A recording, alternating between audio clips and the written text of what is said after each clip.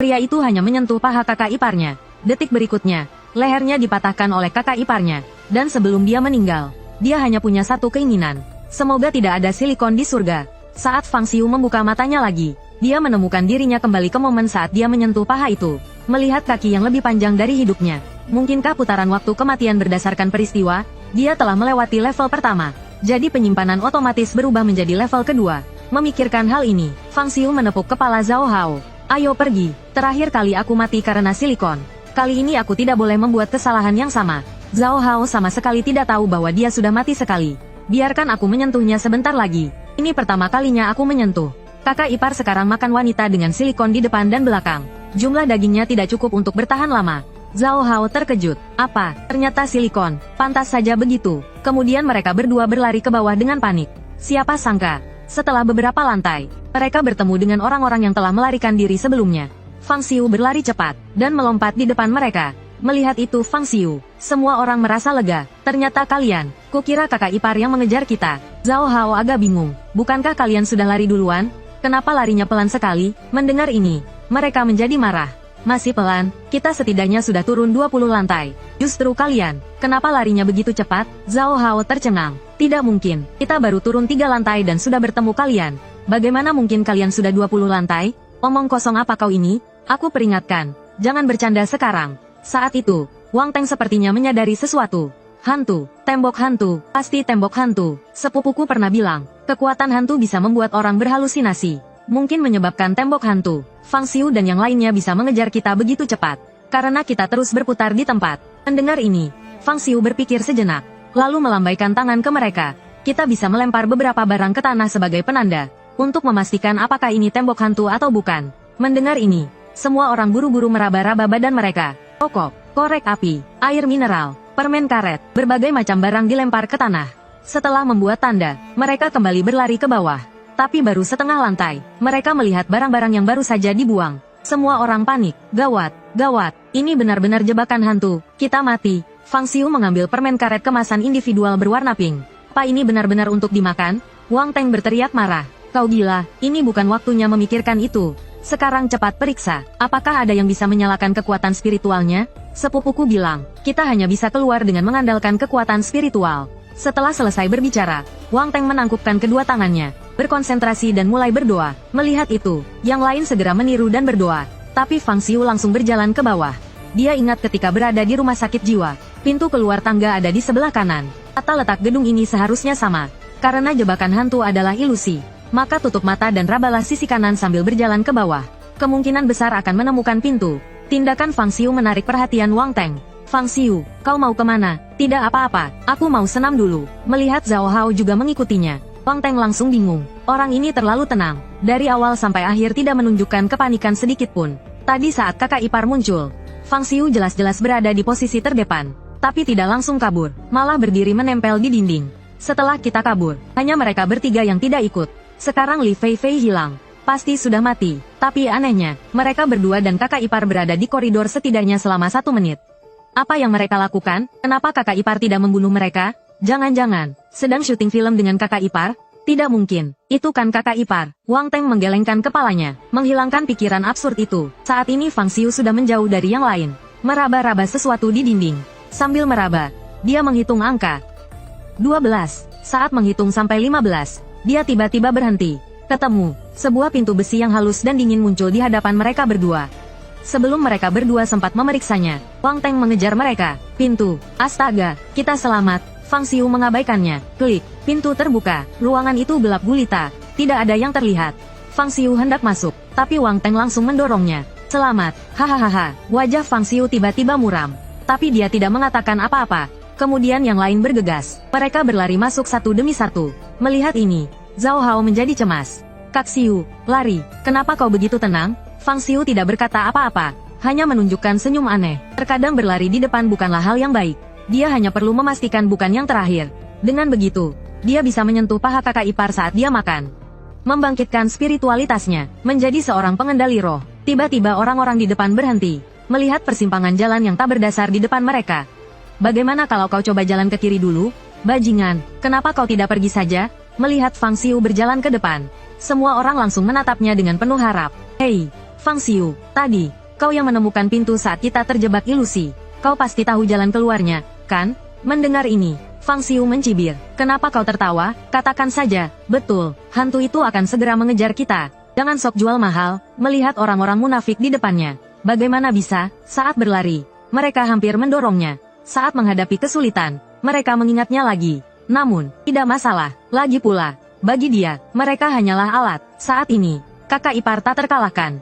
Jika ingin mengulur waktu, hanya bisa mengorbankan nyawa. Melihat Fang Xiu berjalan menuju salah satu lorong, semua orang mengira itu adalah jalan yang benar, dan bergegas ke arahnya. Dan pada saat itu, suara sendi yang berderak terdengar. Semua orang menoleh ke belakang. Terlihat kakak ipar tergantung terbalik di langit-langit seperti laba-laba. Matanya yang bercahaya menatap tajam ke arah mereka. Fang Xiu menyeringai. Waktu pembantaian telah tiba. Manajer, untuk menyelamatkan hidupnya, sebenarnya mengorbankan rekan satu timnya untuk mengulur waktu. Seberkas cahaya perak melintas. Rekan satu timnya langsung melihat jembatan akhirat. Melihat kondisi mengenaskan rekan satu timnya, Fang Xiu langsung berhenti. Dia berbalik dan berjalan menuju kakak ipar. Orang seperti manajer yang telah kehilangan rasa kemanusiaannya. Apa bedanya dengan monster? Dia paling membenci orang seperti ini. Zhao Hao menyadari Fang Xiu tidak mengikutinya dan menoleh ke belakang dengan cemas. Kak Xiu, lari. Apa yang kau lakukan? Sebelum selesai bicara, dia langsung tertegun. Fang Xiu terlihat sedang memeluk dan meraba-raba sebuah kaki. Hanya dalam 0,3 detik, Zhao Hao langsung berada di samping Fang Xiu. Xiu Ge, kau curang sekali.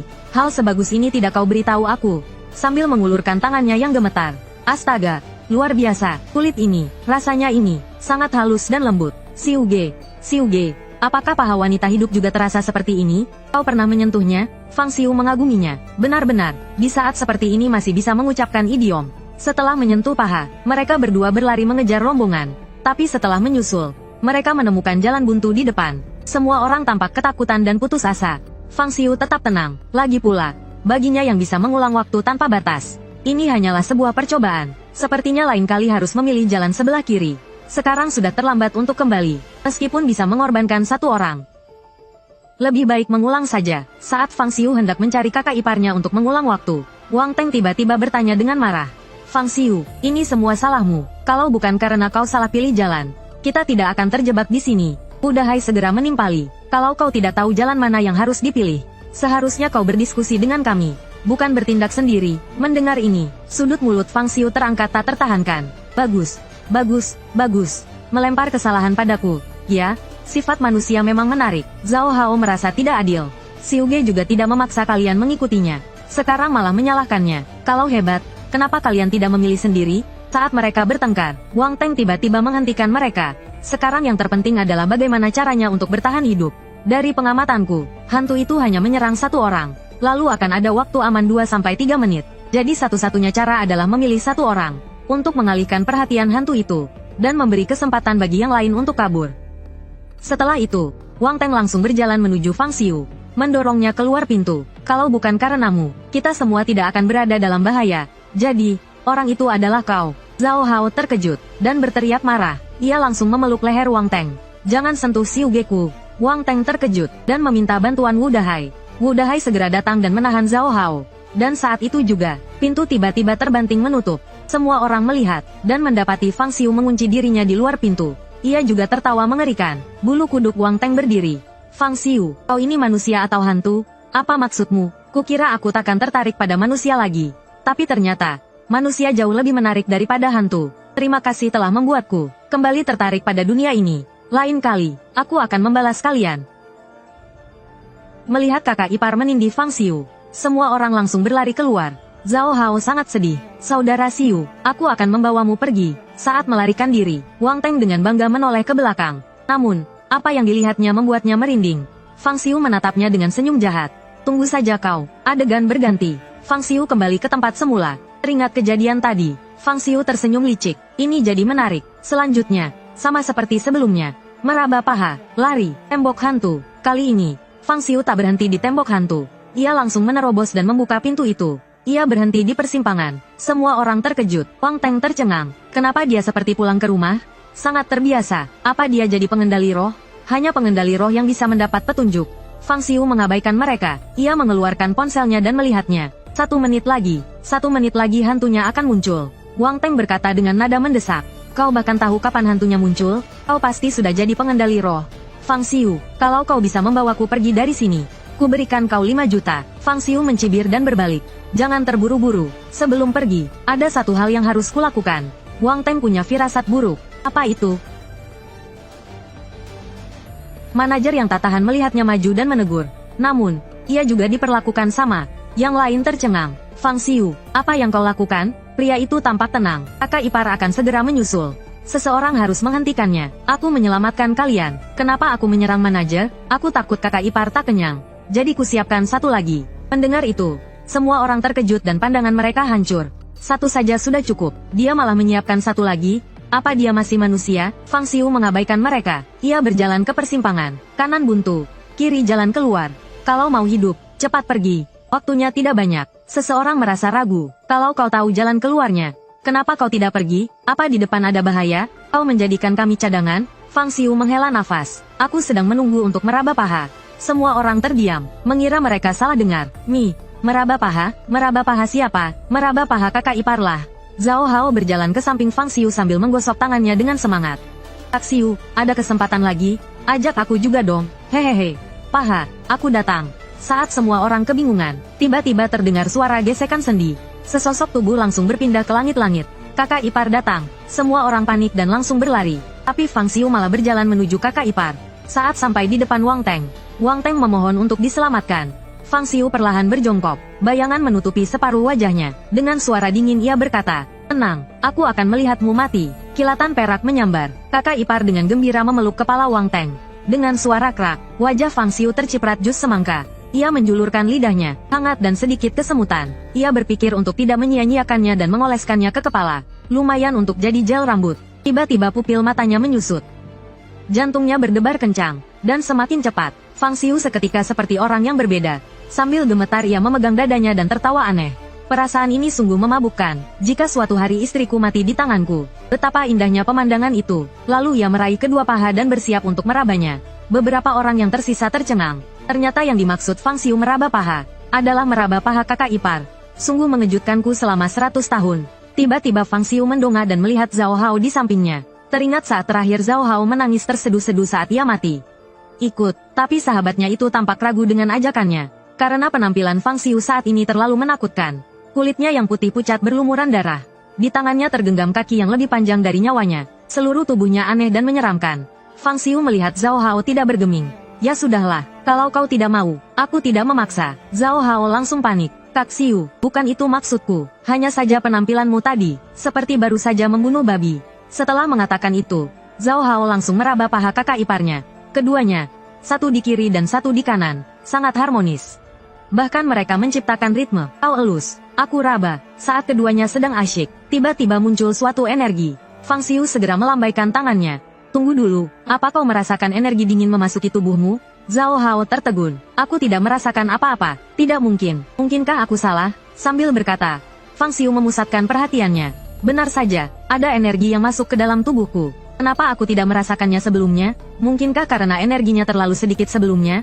Dan sekarang mendekati titik kritis tertentu, makanya tiba-tiba terasa kuat?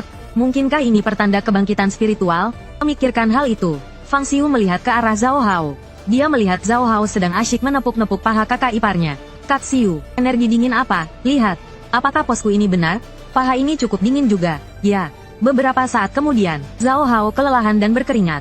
Kak Xiu, kurasa aku sudah cukup merabanya. Ayo kita pergi. Kalau tidak, nanti kakak ipar selesai mengurus Wang Teng. Kita tidak akan sempat. Jangan terburu-buru. Aku merasa sebentar lagi aku akan bangkit. Tenang saja, masih ada Wu Dahai di sana. Waktunya cukup. Ekspresi Zhao Hao berubah. Benarkah? Bagus sekali. Kita selamat. Tapi, Kak Xiu, apa sebenarnya kebangkitan spiritual itu? Kenapa aku tidak merasakannya? Meskipun kau sudah sering meraba paha kakak ipar, tapi kau belum pernah mengalami hidup dan mati yang sesungguhnya. Mentalmu belum mencapai standar. Itu sebabnya kau tidak merasakannya. Mendengar itu, Zhao Hao sedikit bingung. Bukankah kita selalu bersama? Kapan Kak Xiu mengalami hidup dan mati? Saat itu, kakak ipar mulai menyerang Wu Dahai. Fang Xiu memperkirakan, dengan ukuran tubuh Wu Dahai, bertahan 5 menit lagi bukan masalah. Kita harus cepat. Kita hanya bisa meraba 2 menit 50 detik lagi. Lalu kita harus segera pergi. Kemudian Fang Xiu menutup matanya, dan merasakan setiap inci kulit dengan serius. Tiba-tiba, semakin banyak energi mengalir ke tubuhnya. Tapi setelah energi memasuki tubuhnya, energi itu menghilang tanpa jejak. Ada apa ini? Aku jelas merasakan energi masuk ke dalam tubuhku. Tapi kenapa menghilang? Mungkinkah ini jiwa? Fang Xiu segera tenggelam dalam kesadarannya, dan menemukan semua gas mengalir ke jantungnya. Saat itu, jantungnya berdetak kencang, terus-menerus menyerap gas. Apakah jiwa itu jantung? Tidak, jiwa itu tak berbentuk. Alasan kenapa seperti jantung, itu hanya representasi bawah sadar. Ini jiwaku, aku seharusnya bisa mengendalikan bentuknya. Setelah mengatakan itu, Fang Xiu dengan liar menyerap gas. Urat-urat di tubuhnya tiba-tiba seperti petir. Detak jantungnya juga semakin cepat. Seolah-olah sesuatu akan muncul. Dengan suara bang, sebuah pedang panjang hitam muncul. Seberkas cahaya menyilaukan terpancar dari dada Fang Xiu. Dia merasa seolah-olah sesuatu telah menghilang dari suatu tempat di jantungnya. Seperti dihapus secara paksa. Kemudian, cahaya hitam memancar dari tempat itu. Ini adalah kilau asli jiwa Fang Xiu. Detik berikutnya, semua gas mengalir deras ke tempat itu. Seperti pilar darah merah, cahaya darah dan cahaya hitam saling terkait dan memantul. Akhirnya bergabung menjadi bola hitam kemerahan. Pada saat ini juga, Fang Xiu merasa dirinya telah mengalami perubahan yang luar biasa. Seluruh tubuhnya seolah-olah dibersihkan oleh cahaya hitam dalam sekejap. Indera peraba, penciuman, pendengaran, dan perasa menjadi sangat sensitif. Pada saat yang sama, kemampuan reaksi otaknya juga meningkat pesat. Seolah-olah selubung tipis telah disobek. Dia melihat dunia yang paling nyata. Terus merasakan evolusinya tubuhnya. Ternyata spiritualitas adalah jiwa yang diputarbalikkan oleh makhluk aneh. Dia baru saja membangkitkan 1% dan sudah sekuat ini. Bagaimana jika lebih? Dan kunci kemampuan pengendali roh adalah hasrat hati. Lalu apa hasratnya? Apa itu? Tiba-tiba, semburan kekuatan keluar. Fang Xiu berhasil membangkitkan kemampuan rasa sakit. Serangannya dapat membuat target merasakan sakit. Baik itu rasa sakit fisik saat kematian, atau emosi negatif yang terpelintir secara psikologis. Semuanya bisa dirasakan oleh musuh. Dan itu bisa bertambah seiring dengan pengalamannya. Memikirkan hal ini, Fang Xiu tiba-tiba tertawa terbahak-bahak. Luar biasa, kemampuan ini sungguh luar biasa. Bahkan kemampuan untuk mengendalikan ruang dan waktu pun tidak sebaik ini. Fang Xiu gemetar karena kegirangan. Setelah datang ke dunia ini, dia telah dibunuh berkali-kali oleh istri dan kakak iparnya. Sekarang semua rasa sakit ini telah berubah menjadi kemampuan. Membuat Lun Yi merasakan sakit yang sama. Apakah ada hal yang lebih indah dari ini di dunia? Inilah yang paling aku dambakan. Benar, kan, istriku tersayang. Fang Xiu sedang asyik dengan pikirannya. Zhao Hao tak tahan melihatnya lagi. Kak Xiu, sudah 2 menit, kita harus pergi. Ekspresi Fang Xiu langsung berubah tenang. Kau menjauhlah dulu, aku ingin mencoba kekuatan spiritualku. Setelah berkata demikian, Fang Xiu langsung mengangkat tangan kanannya. Pukulan ini mengandung rasa sakit dari puluhan kematianku. Coba katakan, siapa yang bisa menahannya? Kak ipar, aku tak akan bisa menyentuh pahamu lagi nanti. Jadi biarlah kau yang pertama merasakan rasa sakit ini. Asteris duar, asteris. Fang Xiu meninju kepala kak ipar. Tapi hasilnya membuatnya mengerutkan kening. Dia menyadari pukulan ini tidak terlalu ideal. Meskipun kak ipar menjerit dan jatuh, rasa sakitnya jelas tidak seperti yang dia rasakan dulu. Dia menyadari bahwa saat menyalurkan spiritualnya, ada hambatan, dan dia juga tidak bisa melancarkan pukulan kedua, karena spiritualnya telah habis. Sepertinya 1% spiritual masih terlalu lemah. Mungkin bahkan pertahanan kak ipar belum tertembus. Benar saja, setelah kak ipar bangun, dia baik-baik saja. Dia terus makan dengan lahap. Wajah Fang Xiu serius. Aku harus menembus pertahanannya, tapi kekuatan tinjuku terbatas. Lebih baik menggunakan senjata, tapi bisakah senjata biasa menyalurkan spiritual? Saat aku sedang berpikir, Zhao Hao berbisik, Kak Xiu, kita masih kabur atau tidak? Kalau tidak, aku akan menyentuhnya lagi. Saat Zhao Hao berjalan mendekat, tiba-tiba sesuatu di tanah menarik perhatian Fang Xiu. Bukankah ini pisau bedah kak ipar? Senjata biasa tidak bisa menyalurkan spiritual, tapi ini senjata kak ipar. Seharusnya bisa, kan? Berpikir demikian, Fang Xiu segera mengambilnya. Pisau bedah itu sangat dingin, seperti es batu. Begitu dia memegangnya, serangkaian emosi negatif yang kuat mulai menyerang pikiran Fang Xiu. Di dalamnya terkandung dendam, amarah, kebencian, dan lain-lain dari banyak orang. Kemudian, emosi negatif ini, dengan panik menyerbu jantungnya. Fang Xiu langsung merasa kesakitan. Banyak gambar pecah muncul di depan matanya. Banyak makhluk setengah manusia setengah monster diikat di meja operasi. Kak ipar memegang pisau bedah yang sangat tajam dan sedang membedah mereka. Melihat gambar-gambar ini, Fang Xiu mengerti, pisau bedah ini telah menyerap dendam yang tak terhitung jumlahnya dari para monster. Alasan kak ipar menjadi seperti ini, adalah karena dendam ini telah menghancurkan pikirannya. Ini juga berarti, bahwa monster yang sebenarnya, adalah pisau bedah ini. Lalu sekarang dia memiliki pisau ini. Apakah itu berarti dia bisa membunuh kak ipar? Memikirkan hal itu, Fang Xiu tersenyum licik. Setelah membiarkan Zhao Hao yang tergila-gila padanya pergi, seberkas cahaya perak yang dingin melintas. Fang Xiu dengan kejam mengayunkan pisau ke leher kakak iparnya. Dang, suara dentingan logam yang jernih terdengar. Leher kakak iparnya sama sekali tidak terluka. Fang Xiu tercengang. Tidak mungkin, pisau bedah yang bisa memotong makhluk aneh yang tak terhitung jumlahnya. Bagaimana bisa tidak menembus pertahanan kakak ipar? Zhao Hao bergegas membuka kerah bajunya. Kak Xiu, jangankan luka, sehelai rambut pun tidak putus. Tapi kulitnya sangat halus, dingin, enak disentuh. Tiba-tiba, Fang Xiu mendapat ilham. Spiritualitas, pisau bedah membutuhkan kekuatan spiritual. Dan sekarang kekuatan spiritualnya habis. Tidak dapat mengerahkan kekuatan yang seharusnya. Wajah Fang Xiu muram. Sepertinya untuk sementara dia tidak bisa membalas dendam. Melihat kakak iparnya akan segera selesai makan. Fang Xiu tidak ragu sedikit pun. Dia menarik Zhao Hao dan berbalik untuk lari. Hantu wanita itu berdiri dan tercengang. Sial, mana pisaunya? Aku hanya makan. Oh, pisaunya hilang. Fang Xiu dan Zhao Hao berlari dengan panik. Tetapi tanpa diduga bertemu dengan rekan kerja mereka sebelumnya. Syukurlah kalian berdua baik-baik saja. Fang Xiu, cepat tunjukkan jalannya. Ada 4 pintu di sini. Kami tidak tahu harus kemana. Fang Xiu belum sempat bicara. Zhao Hao tidak bisa menahan diri. Tadi kalian berdua yang lari paling cepat. Sekarang masih berani-beraninya minta Kak Xiu menunjukkan jalan? Punya malu tidak? Mendengar ini, keduanya terdiam karena malu. Fang Xiu tidak terlalu peduli. Setelah mengamati keempat pintu, dia menemukan sebuah cara. Sangat sederhana. Coba satu persatu. Ketiga orang itu terkejut. Sialan, coba satu persatu. Kita sedang berpacu dengan waktu. Fang Xiu tidak menjawab, langsung berjalan menuju pintu sebelah barat. Saat keduanya masih ragu-ragu, tiba-tiba, suara raungan yang tidak manusiawi terdengar. Sesuatu mendekat dengan cepat dari langit-langit. Semua orang terkejut. Hantu wanita itu datang. Lari. Fang Xiu berteriak pelan, mendorong pintu dan bergegas masuk. Yang lain buru-buru mengikutinya. Bang! Pintu dibanting hingga terbuka. Hantu wanita itu melompat dan bergelantungan di dinding. Seluruh tubuhnya mengeluarkan suara sendi yang berderak. Cepat kembalikan. Semua orang menatap hantu wanita itu dengan bingung. Mengembalikan apa? Sebelum mereka sempat mengerti, tiba-tiba, hantu wanita itu mengabaikan mereka dan berlari ke depan dengan cepat. Sebuah tendangan salto muncul di depan Fang Xiu. Pisau, kembalikan pisauku. Sebelum Fang Xiu sempat menjawab, hantu wanita itu menerjangnya. Dia membuka mulutnya yang berisi 1, 2, 3, 4. Setelah dihitung, kira-kira ada 36 gigi. Asteris cap, asteris. Dia mencium leher Fang Xiu dengan keras. Seketika, cairan seperti jus semangka muncrat kemana-mana. Fang Xiu mati. Setelah kembali ke masa lalu, Fang Xiu kali ini memilih pintu utara. Melihat sebuah lift, dia langsung berlari ke arahnya. Begitu masuk, dia langsung menutup pintu lift dengan panik.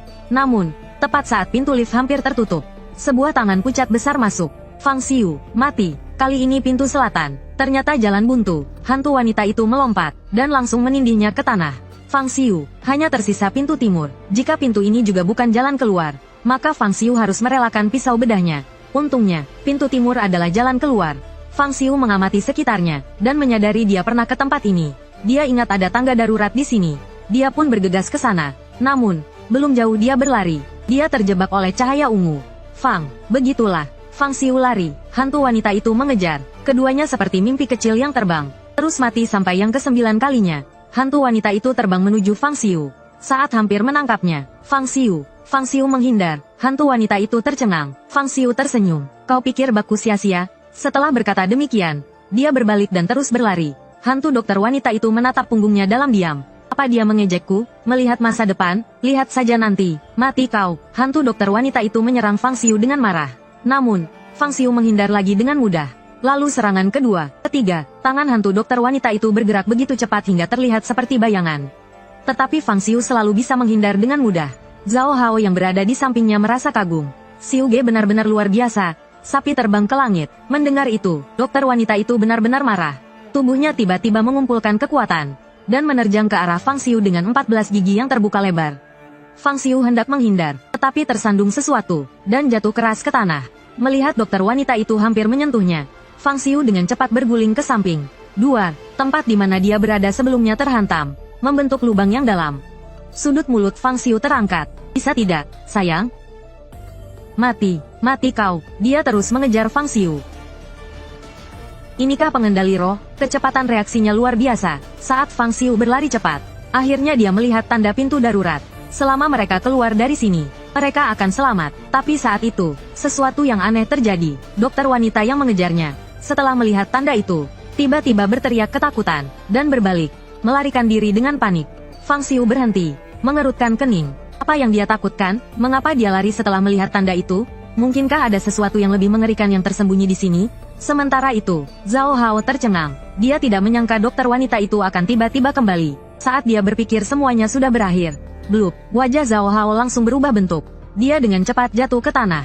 Setelah bangun, dia menggosok wajahnya. Astaga, apa itu tadi? Dingin, tapi juga lembut, lebih besar dari kepalaku. Lalu dia menemukan Fang Xiu. Xiu Ge, kau baik-baik saja? Mana dokter wanita itu? Fang Xiu menggelengkan kepala. Aku baik-baik saja. Dokter wanita itu kabur. Sepertinya ini jalan keluarnya. Tapi apa? Dokter itu langsung lari setelah melihat tanda itu. Aku merasa ada yang tidak beres. Aku tadi melihat melalui jendela. Di balik pintu ini hanya ada kegelapan.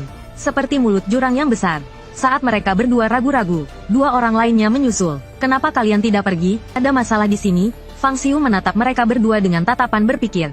Dia langsung duduk. Sekarang kita aman untuk sementara. Istirahat sebentar dulu sebelum pergi. Melihat itu, mereka semua hanya bisa beristirahat. Selama beberapa puluh menit ini mereka terus melarikan diri. Mereka sudah sangat lecap. Fang Xiu menutup matanya. Sebenarnya dia sedang menunggu kekuatan spiritualnya pulih. Tanpa kekuatan spiritual, dia tidak memiliki kepercayaan diri sama sekali. Setengah jam kemudian, Fang Xiu tiba-tiba membuka matanya. Dia langsung duduk. Ayo, Fang Xiu berjalan sambil merasakan. Terus memperhatikan lingkungan sekitarnya. Zhao Hao dan yang lainnya mengikuti di belakangnya. Tak lama kemudian, mereka tiba di depan pintu itu. Fang Xiu ragu saat hendak membukanya. Dia merasa semakin ada yang tidak beres.